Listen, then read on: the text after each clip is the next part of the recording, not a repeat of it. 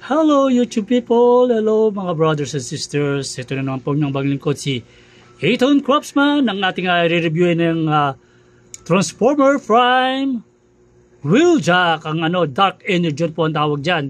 Kaya ibang-iba po yan, translucent plastic ang tawag nila dyan, na napaka ganda ng kulay blue na makikita natin yung pagka-plastic niya ay transparent ang tawag dyan. Kaya tinawag na translucent ng ibang mga nagre-review or transparent. Ngayon gagawin po natin ay ta-transform po natin itong napakagandang toys na to. Kasi nagtanong po si Mystic Grape, si Primetime, does it hold up well nowadays or no? Tinatanong niya kung okay pa rin daw itong figure na to kahit na umabot na po ng ilang taon, dahil lang nag-air po ang Transformer Prime. Ay alam po natin na ano po yan, 2011. Then yung mga toys niya onward na nagawa. So ilang years na ibig sabihin. Kaya tingnan natin, dahil translucent plastic siya, kung still hold pa rin ba, kung talaga matatransform pa. Pero as of now, wala pa po siyang broken parts at wala po siyang crack, anything. Kaya let's transform Wheeljack Dark Energon. First, tagilin muna natin kanyang sword, na napakaganda ng sword niya, na golden ang sword niya, na bagay sa kanyang sa kanyang looks. So ito na yung the moment of truth. So umpisa natin ang pagta-transform dun sa makakuha natin na mas madadalian tayo.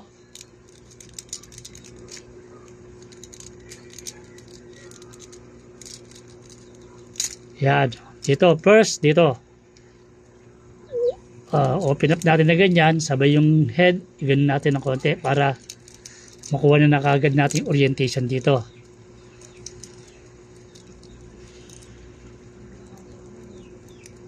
Yan, nakita nyo na kagad kasi medyo na dito yung pinaka-struggle nyan kumbaga masasabi natin na medyo mahirap parts. Eto, mabog natin ng pagganyan dito. Huwag natin pag gano'n. Bali ganyan ang posisyon yan. Kung makikita nyo, ganyan ang posisyon yan. So, dito tayo sa hands muna. Ito, full, then rotate. Okay pa naman ang kanyang masasabi natin na articulation. Tapos then, kasi nakaan nga sila dahil naaalangan sila dito.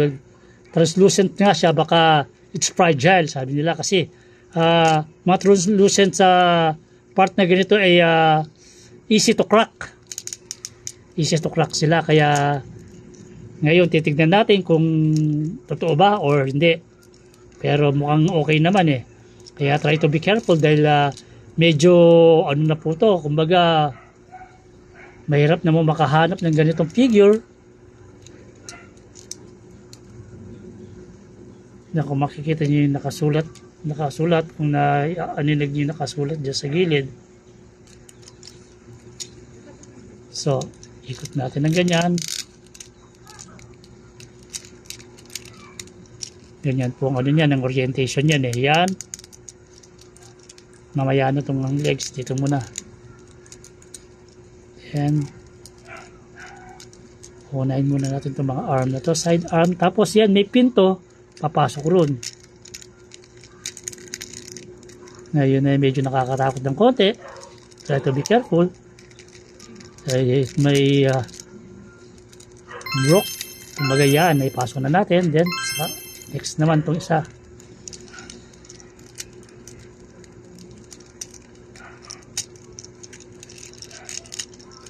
Ito muna, yan may pin.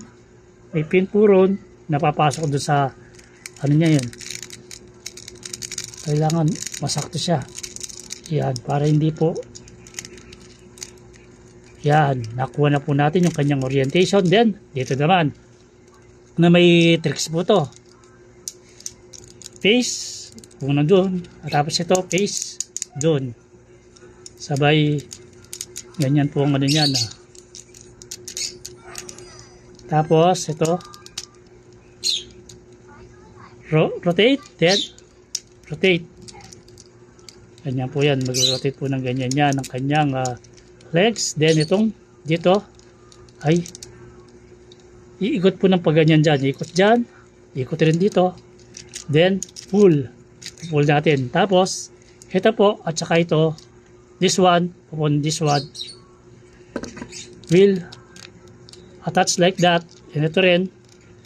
Pull. Tapos yung dalawang tab pagdikitin. So na-visualize nyo na po. Then ito na ay yung pinaka bebend mo to. Yan. Tapos ito ipapasok dito yan. Ganyan na po yung Ngayon squeeze natin para makuha yung tamang alignment ng figure. Kaya yung tinatanong po ni ni Mystic Grape, prime time, does it hold up well nowadays or no? It means it's hold up. Talagang nag-hold up pa rin siya. Intact pa rin po. Yan, nakikita nyo po yan. Na okay po ang kanyang transformation. At na-transform po natin siya na into his very nice and very what you call it, transparent na wheel. It's a translucent. So yung kanyang sword, either pwede nyo po siyang itago dito na ganyan dito, or yung kanyang weapon storage. Ito po yung weapon storage niya. Yan. Meron talagang room yan para dito, para hindi po tatama yan. Sakto-sakto. Oh. The wheel still attached. Nakikita niyo po. Yan po ang transformation ni Dark Energon Wheeljack na napakaganda po talaga niyan. Yun po yung kanyang weapon storage. So for comparison po, para makita niyo po yung card ni Dead End. Ito po si Dead End. Si Dead End na kapareho po ng kapareho siya ni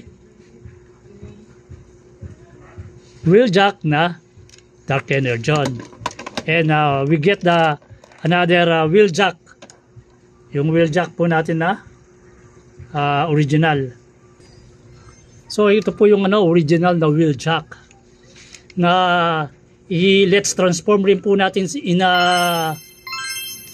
some other time or some other day. Kaya para makita nyo po yung pinagkaiba-iba po nila.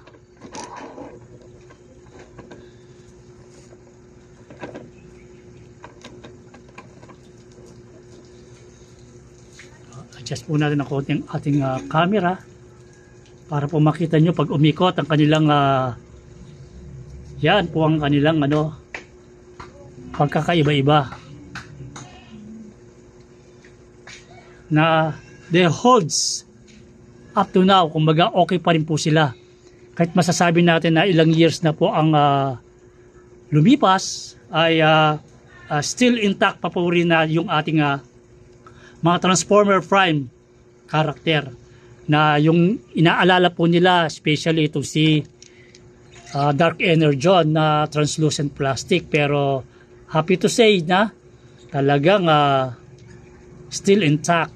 Marami po ang nagtatanong sa akin dito kung gusto ko po daw na bitawan to, pero ang masasabi ko po hindi. Isa po sa mga precious collection ko na mahirap po makahanap nito, na talagang napakaganda po talaga niya. Kaya kung bago lang po kayo sa aking mga video, huwag po makalimot mag-react, comment, share, and subscribe. Lagi pong tatandaan ng paalala ng inyong abang lingkod na si Alan Craftsman, na may pusong bata, hindi isip bata, kaming mga toy collectors, na keep safe and God bless, enjoy life.